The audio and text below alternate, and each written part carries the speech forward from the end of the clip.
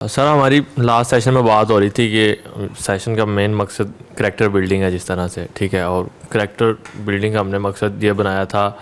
ہر بندے کا اپنا ہو سکتا ہے، لیکن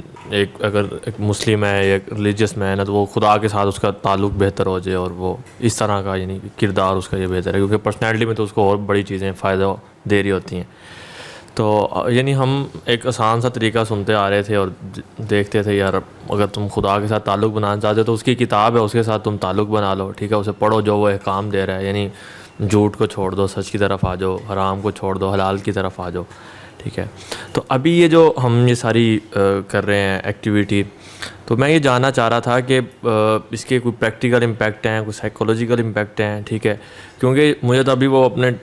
7th 8th کلاس ٹینسیز والی کلاس یاد آ گئی جس میں ہم پریزنٹ پاس اور اس میں بھاگتے تھے، کر سکتے ہیں تو پھر تو یعنی اس کو ہم کمپلیکیٹڈ کر رہے ہیں، اس کی یعنی کیا ہے، اس راستے سے ہم کیوں نہیں آ رہے اس سیشن میں، اس پہ ذرا تھوڑی سی وضاحت میں۔ دیکھیے، اس میں میرا پیراڈائم یہ ہے کہ ہماری جو مذہب ہے نا جی، وہ بیسیکلی مورالٹی پہ بیسڈ ہے، ٹھیک ہے جی۔ مورالٹی مذہب سے نہیں نکل رہی، مورالٹی انسانیت سے نکل رہی ہے،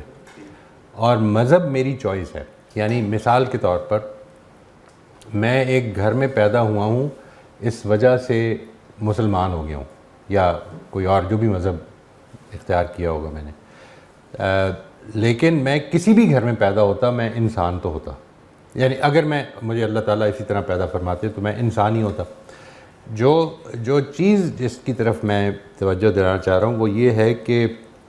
آئی ایگری کہ بہت ساری چیزیں قرآن مجید میں ایسی ہیں کہ جو اس کو پوائنٹ آؤٹ کرتی ہیں، اور میں نے اس کو I have used them as guides. آئیں گی جب سامنے تو we will be discussing them as well, لیکن یہ کہ قرآن مجید میں اس کی ڈیٹیل نہیں ہے۔ قرآن مجید میں بنیادی دین جو ہے، جو کہ سنت اور قرآن میں بیان ہوا ہے، اس کی جتنی ڈیٹیل یا جو کنسیپچولی غلطیاں ہو گئی ہوئی تھیں وہ ٹھیک کی گئی ہیں۔ کہ آپ اگر کبھی غور کریں کہ مثال کے طور پر سورہ بقرہ میں جس وقت حج کا ذکر ہوا تو جو بدعات اس میں ایڈ ہو گئی تھیں، اس سب چیزوں کے بارے میں قرآن نے بڑی ڈیٹیل سے بتایا۔ یہ وہ چیزیں ہیں جو ریچول آف حج ہے اس کو ٹھیک کرنے کے لیے اللہ تعالیٰ نے بتائیں۔ لیکن مثال کے طور پر یہ بات کہ تمہیں دیکھیے تبصرہ کی نیچر کو دیکھیے کہ ویل للمطففین، بربادی ہے ان کم تولنے والوں کے لیے، یہ جو اس طرح کی حرکت کرتے ہیں، یہ کیا مطلب ہے اس چیز کا؟ یعنی یہ مطففین ہونا یا ان میں سے ہونا جو ہے، یہ اس کا مطلب ہے ایک کنڈیمنیبل چیز ہے، اور جب سب جانتے ہیں کہ ہے تو وہ کیا چیز ہے کہ جو میں اپنے آپ کو اس کی تربیت کر پاؤں کہ بہت زیادہ اٹریکشن کے باوجود بھی میں اس سے رک پاؤں۔ تو میرا خیال ہے کہ شاید یہ سوسائٹی میں جس وقت ایک کلچر بن جاتا ہے نا جی، جس وقت یہ ویلیو بن جاتی ہے کہ ہماری سوسائٹی میں، آپ نے کبھی غور کیا ہوگا کہ ایک سائلنٹ ویلیو ہے، قانون توڑنے والا ایک سٹیٹس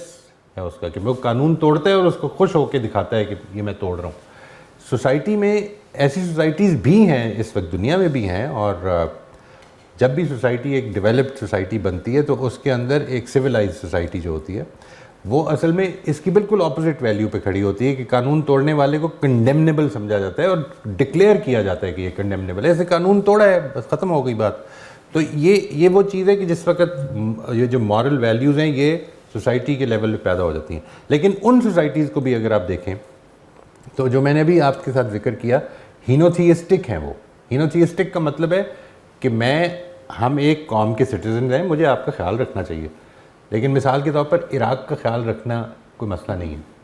ٹھیک ہے نا جی۔ عراق کو مار دینا چاہیے، عراق کا اگر 1,00,000 لوگ مر گئے تو کوئی مسئلہ نہیں، یار کیا ہے یار، لوگ مرتے ہی ہوتے ہیں، کولیٹرل ڈیمیج ہوتا ہی ہوتا ہے۔ یہ دیکھ رہے ہیں آپ کس طرف سے اپروچ ہوتی ہے پھر۔ یعنی what I am seeing is کہ ہم جس وقت ایک